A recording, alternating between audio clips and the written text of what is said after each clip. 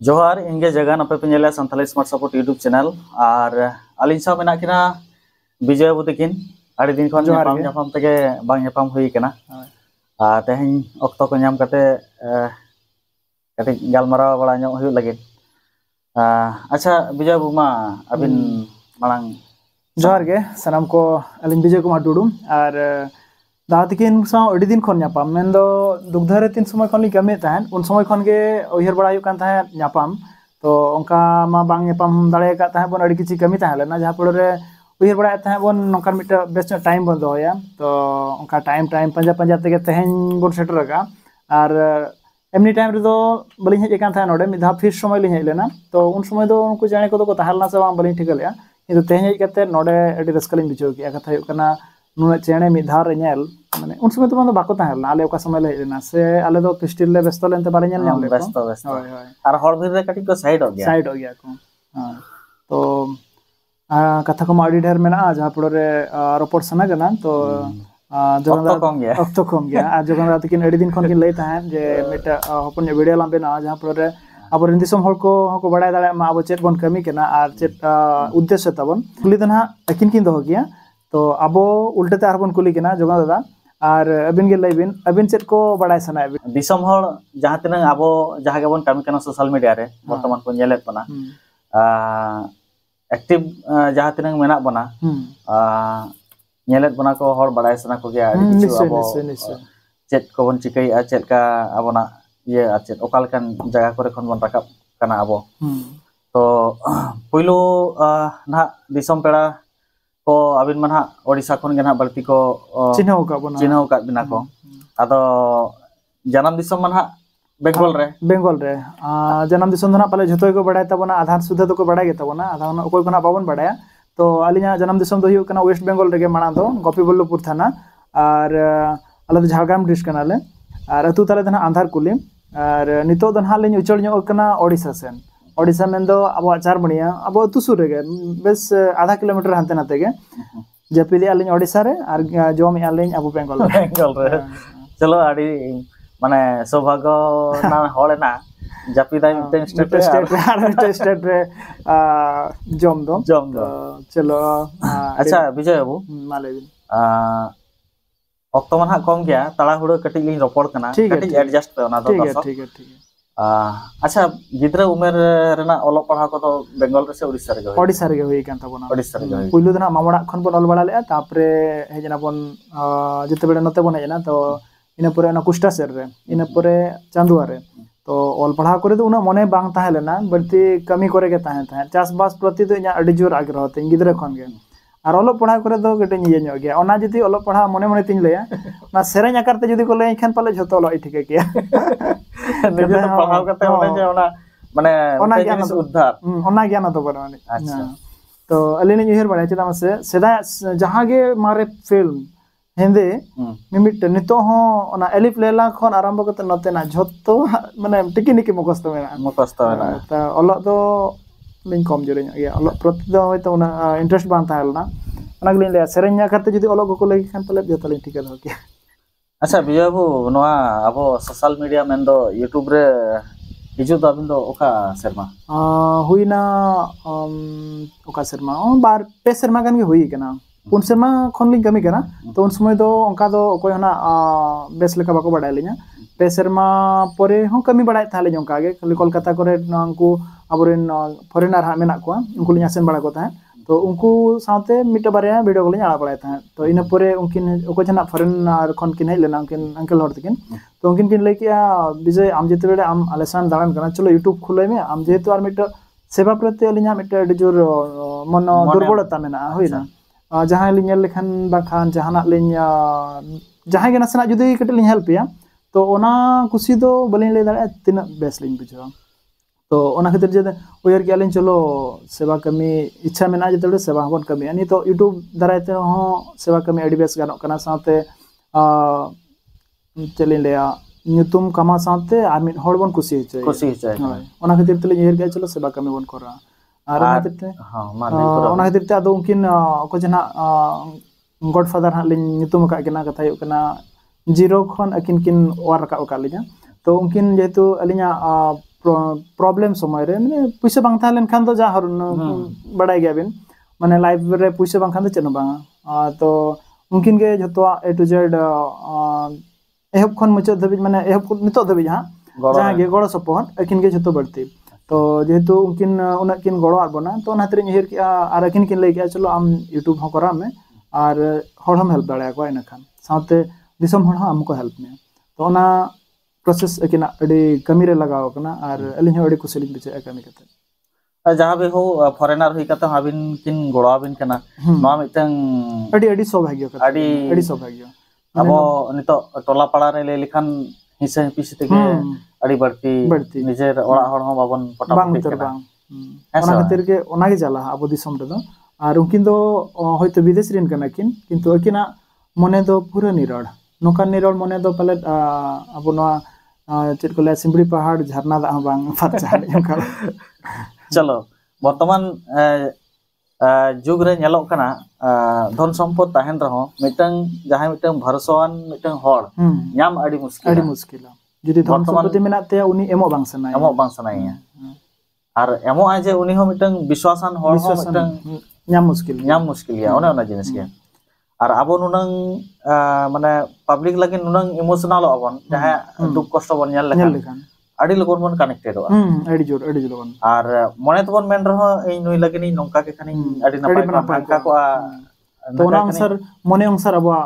पूंजी बनवानी ओना पूंजी बनवानी जहां पड़े अब बाबन दाड़ेया तो ओना खातिर के हिर किया उनी कोई जना गॉडफादर कना किन उनकिन किन मेता देया आमते तो तीन हड़म साहाय्य को आमते तो बाम साहाय्य दाड़े को ओना खातिर ते जुदी आम सोशल मीडिया तरफ खन नोका मिट कोय हम दहोया कोई को जुदी नेना को गया धरती रे अडी ढेर हर साहाय्य सना को किंतु समय बाको ᱧᱟᱢᱟ उनको जे आर्मिन हर बन साहाय्य अब फिजिकल ते ओंडे बन चलाते आज बन हेल्प या उनका मा बांगानो समय नेमय बा ᱧᱟᱢᱟ जारी बन चक्री को कोई को उनको मना इन लगी तम बा कोई दाड़ा तो उनकिन किन लई के चलो कोई मिट दहोय में कोई को जुदी उनका दयाहन हर मेना को निश्चय हमको हेल्प में और आमा को कमी को खुशिया तो कमी दना जतो बन बाड़ाया पले और कोई खा बाबन बाड़ाया उनको को बन बाड़ाय का मा अलिना कमी दो हुयु कना रेंगेज टूर कोई कना चिली बन उतर को तको तो उनको को अलिना यहर का उनको को ठेन सेटल करते अब तिना बन दाड़ेया उना बन हेल्प को जुदी ओड़ा दुआर बन तको खान चलो अब जुदी धरती रे उना होड़ा बन मिमिट टका कते हो जबन दहो जा रहा आराम से मिट होड़ बन हेल्प दाड़ेया और मिट होड़ जुदी मिट ओड़ा बन बेना दाड़ेया दिया तो ओना खन और दुनिया रे बेस कमी दो बननी और नोडे दो ओको आलोबन भाबी मा जेल नि दो मिट टका ले ᱧᱟᱢगा मिट टका दो बांगा अबिना ओना मिट टका अडी गेन मूल्य बन अडी के दाम होड़ नि तो पॉकेट खन मिट टका उडुक लगित ते अडी कष्ट तो जेहेतु उनको हड़ लगित ते अब मिट टका बन डोनेट टका ओना गे अडी आमदा तो अडी रस्के बुझा जते बेले नोका मिट टका कोई जारा कते मिट ओड़ा बनाव कते ओड़ा तिंगु कते जतो कमी चाबा कते तीरे प्रतिष्ठा को हुआ अड्डी बेस बुझा अड्डी बेस नोका बुझेኛ आत्मारे पूरा शांति अड्डी शांति तो नोआ शांति तीन दिन हड़ को नेल सहाय तबना बस इने तंगी रेगे और उहर अलिन जुदी नोका गे अबो को सहाव दाड़े को एम दाड़े एम दिया बोना तो नोका गे जीवन भर आरो अड्डी ढेर कमी हुआ मेनते लिन हेर अच्छा नोय जे अलिन कुकली माला रेगे ओना को आंसर बई बई ते अबिन तिबिन एम दी के जहाँ भी हो नोय जे नोआ कमी हुरा को अबिना मने रे चेल करे सेटर ना जे चलो नोआ को बन कमी लिखान पाले अडी बेसो अडी नपायवा पुइलो दो हुयु कना जते बेले अलिन माने हड़ को गड़ो कमी जहां तिरे हां अलिन चेन हो बांग ताहलेन तलिया तो उन समय उनकिन कोलकाता रे दाना दाना ते उनकिन गॉडफादर हड़ साया पाम होइना तापरे उनकिन किन लई किया अलिन लिन हेल्प में लॉकडाउन रे जतो बन बेकार चाबा लेना तो उनकिन किन लई कि आम चेट करा सनाय में लई में अलिन आमलिन हेल्प में जो उनकिन हेल्प किदिया ओड़ा बनाव रे फार्म बनाव रे ओना को जते बेले किन हेल्प किदिया कान उहर के इन चलो इन हो आर बार होड़िन हेल्प को तो सलमान खान ओना डायलॉग फिन आजम का गया थैंक यू बांग लई कते जुदी ओना थैंक यू आर बार होड़ बदलते आर बार होड़ जुदी बिन हेल्प दाड़ेया ओना गे अडी बेसा तो ओना प्रोसेस अडी बेस लिन बुझो किया जेतु किन किन हेल्प केलिया तो किन थैंक यू बांग लई कते ओना बदलते आर बार होड़ लिन हेल्प के को ओना गे तो उनका के आर होड़ ढेर लिन हेल्प को मितल लिन उहर का चलो मांग से नौका के आरो चिकाते हड़बन सेवा दाड़िया को से मानमी रूपते हेज कते नवा धरती रे मानमी सुर बन तिंगु दाड़िया सार बन ताहे दाड़िया खास करते नेल लखान अबो आदिवासी मा अडी पछले से टाइम रे के मेना बना संताल को ona bodol do muskil nyok gaya ar jati rena mitang tan ma mitang tahen gaya tahen ge tabona karon mayam mitang DNA mitang noa ko nongkan jinis kana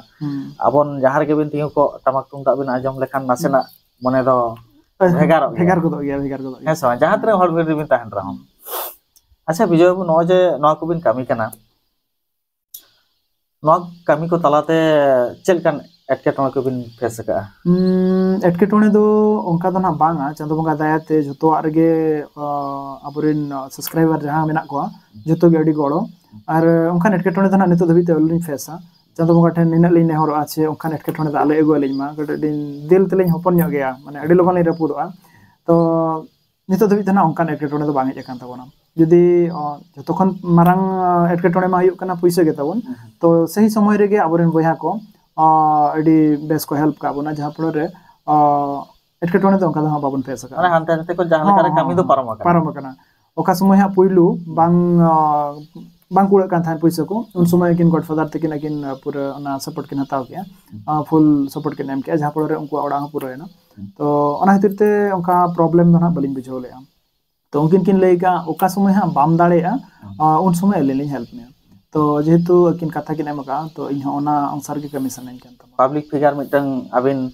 को नेलेत बिना अबिन चेतान रे मिटंग ओड़ा मिटंग आलदा मिटंग विश्वास मिटंग पतियो भरोसा मिटंग को दोहय ako चलो Bijoy babu ठन पाले नुकिना दुबन सदर लेखन पाले जहां करे खन गे होयतो सोशल मीडिया हुयन कि जहां करे खन गे पाले वन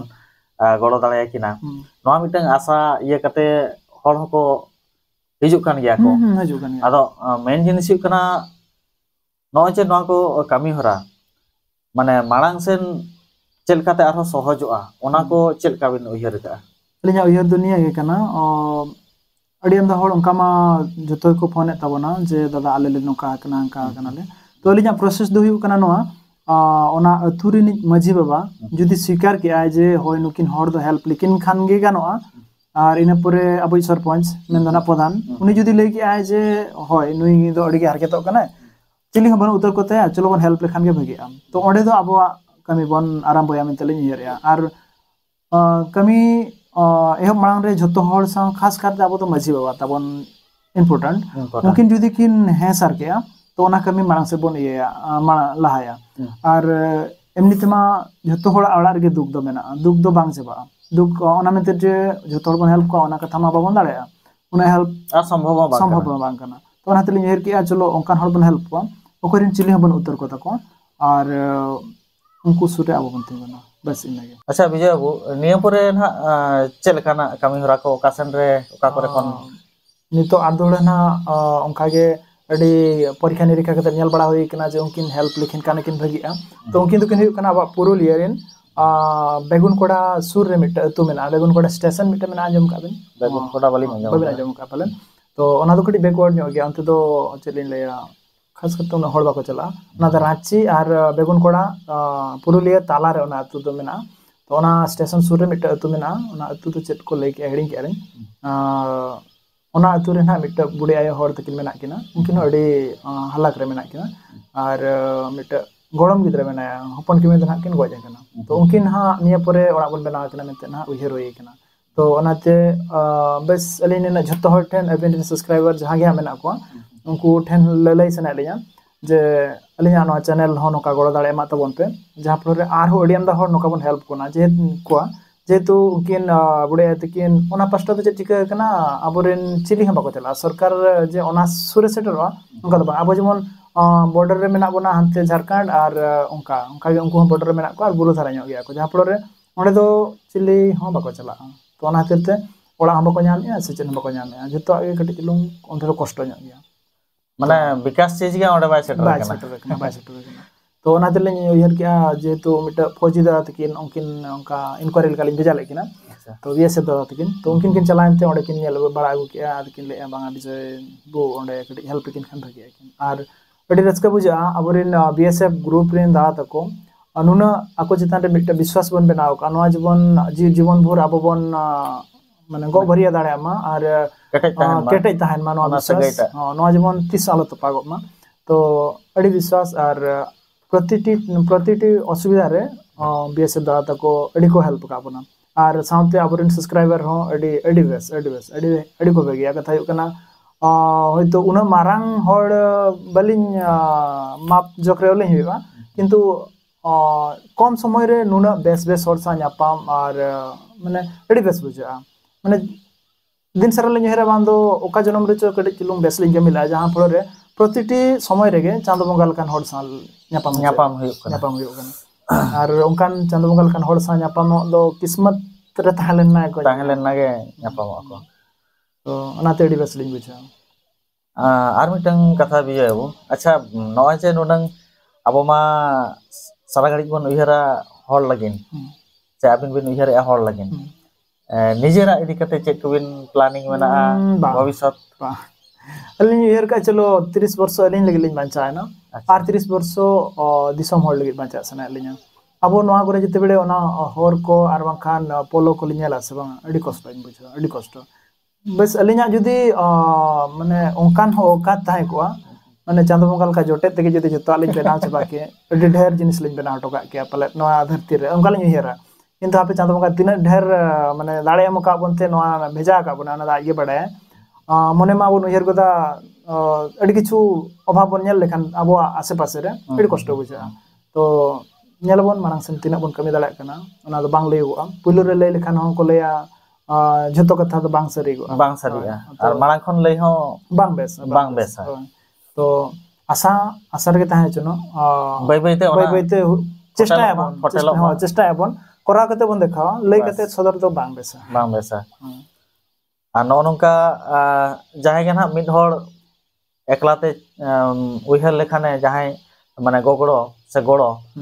जहां तिने चेष्टा रहो एकलाते दो टाइम हो लगा तया आर मांग सेन हो बाय मांग दाड़ा उनंटा नोंका के सोशल मीडिया थ्रू ते जतो हर जुदी मिड कते मिड हर जहाय नेतार मा ऑनलाइन जुग कना मिड हर चलकाते जतो हर तबन गड़ोया मांग सेन बन रकाब या मिटन दुख दरिया खन बन रकाब या ओना सनाम हरते चेष्टा हुई तो ओना ओने ओनागे अबवा कड़ी कम जुरी जोगो कना कम जुरी तो जार जेमन ओका कमी करे एमो रेबन कम जुर कंजूसी कना बांगा नोका कना होयतो अडी दिल वाला होड़गे अबवा कमी को कुसी गोदा कना आ किछि किछि होड़ दो होयतो कष्ट गे बुझा कथा हु कना जहाना दो अडी सहजा किंतु डोनेट जिनिस दो अडी कष्ट आर उनको ओकोय को अबो को गड़ो का बना डोनेट करते उनको तो चेंज ले माने चांदो बंगा समान दिल कान तको जहां पड़े आको इच्छा का आको आर बखान दो एमनी होड़ दो कष्ट गया मिड टका एम होड़ कष्ट ओने ओना कथा गे जहां लिन मेनेया मोटामोटी अबो नितो सोशल मीडिया रे नेले अलिन अबो होड़ होपन खन दो बढ़ती जहां जुदी नोंकाना कमिया गोगड़ो छातिक को दो उडजुर को गड़ो अडी गड़ो किंतु अबो ओना मने टा के पाले उयहर भावना गे तबन पाले कम ᱧᱚᱜ गे तबना बखान दाड़े तो मेना गे तबन जे हजार टका एम कते गड़ो हुई ओनका कथा बांग कना मिड बार टका 9 टका 10 टका इनके बन एम रे हो जदी जतो बन एम जराया एनखान आराम से मिटो होड़ मिड दिन रे गड़ा बन बना दाड़ाया ओने ओना जिनिस के चला एटा यूट्यूबर को तो लिन को नोका जहां को कमी कना सोशल मीडिया रे उनको नुनंग आट को गड़ा को कना माने हर दिन मिटन हड़ को हेल्प को चांदा रे मोटामोटी 8-10 जन हड़ निहत को हेल्प को तो अब हो ना आशा के अब दो जुदी अब हो जुदी अब धरती रे जहां के बया को मेना को मिश्रा को मेना को उनको चितान रे अब हो जुदी उना मारांग जायगा के आपको दिल रे बन बना दाड़या तो उयहर अब हो उनका के कमी सनाय बना जेहेतु कमी इच्छा मेना तो चलो नोआ रे गे बन कमी होगा तो उनका बस इने के उयहर कना जे आर कटिज ओका लखा रे कटिज बन कमी लेखान बेस न बुझा माने झोतो मा मने रिया जहां के बन उयहर का झोतो कमी मा मुश्किल गया एथरो किछि जुदी आधा बन कमी हटोगा ते हांते रे कटिज बेस न बन ताहेना आर बखान बेस बांग बुझा उनका ले उयहर कदा मी दा चंद्रबंगा ठेन सेटल लेनखान सरकपुरी रे एनखान चंद्रबंगा है मेना बाबू दतीरम चलालेन ताहन निनेम कमी तो दोहला दु आमी बजात में आर दोहला निनंग कमी तो दूसरा तो आलो लिन हिजु मानड़ कथा यो कना प्रतिटी मुहूर्त रेगे अडी कष्ट सोशल वर्कर जहां के मेना को तबना धरती रे जतो के अडी ढेर बाधा तको बांचाबा होयतो ओना जतो हर बांग सदर सना को किंतु प्रति मुहूर्त रेगे मिटा दुनिया रे बांचा तो कष्ट गया उनको सोशल वर्कर लगे सोशल वर्कर ᱟᱨ ᱚᱱᱟ ᱫᱚ ᱵᱟᱝ ᱞᱟᱹᱭ ᱥᱟᱱᱟ ᱜᱮ ᱵᱷᱟᱜᱤᱭᱟ, ᱵᱟᱝ ᱞᱟᱹᱭ ᱜᱮ ᱵᱷᱟᱜᱤᱭᱟ, ᱢᱚᱱᱮ ᱨᱮᱭᱟᱜ ᱠᱟᱛᱷᱟ ᱠᱤᱪᱷᱩ ᱫᱚ ᱛᱚᱯᱟ ᱫᱚᱦᱚ ᱠᱟᱛᱮ ᱥᱢᱟइल ᱜᱮ ᱵᱷᱟᱜᱤᱭᱟ, ᱟᱨ ᱱᱚᱝᱠᱟ ᱡᱷᱚᱛᱚ ᱥᱚᱫᱚᱨ ᱞᱮᱠᱷᱟन ᱫᱚ उन्हें बेस बांग बुझा चलो किसी कथा मने रे दोह कते ओना को तोपा कते कडी लांदा बड़ा गे भागिया और तीन दिन मेरा बना धरती रे होय तो अबिन जहां अबिन मेता लिन आलिन ओना कथा जदी साब कते अले लिन अड़ी सताल को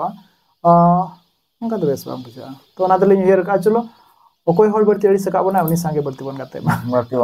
चलो उनिया मने बन चेष्टा बदल लगे जदी बदल खान माड़ी भागी और बांग बदल होड़ दो बबिन बदल दाड़े जे जीवन भर के बन मेना इया इया गाड़ी इया ओड़ा इया दुआर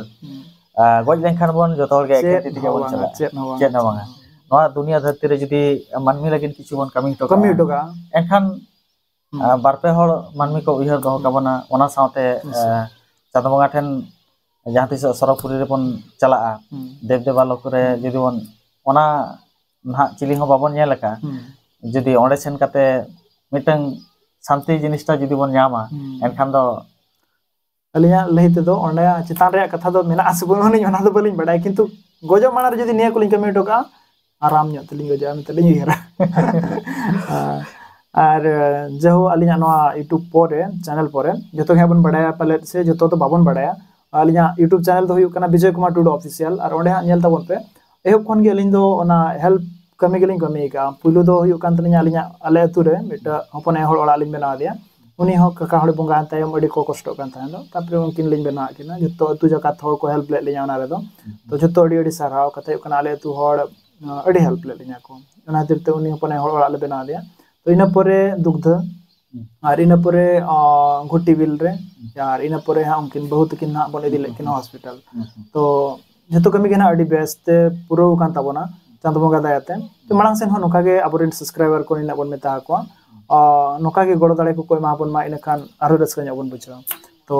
बस इने गे जतो होटल ले तो विजय बु तेहेन दो इनके गेला रपड़ा तो आरो जहां से न्यापाम होय लेकिन आरो